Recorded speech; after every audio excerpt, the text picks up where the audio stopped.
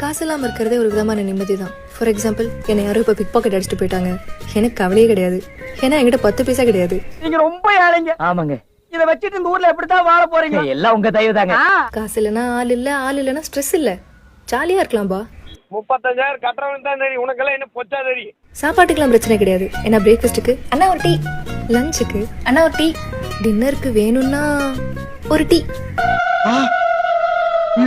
South இந்தியால number 1 company, மாசம் 50,000 ரூபாய் சம்பளம். இதெல்லாம் நமக்கு தேவையே கிடையாது. நமக்கு தேவைலாம் ஒரு கம்மு, ஒரு கப்பு டீ, அவ்வளவுதான்.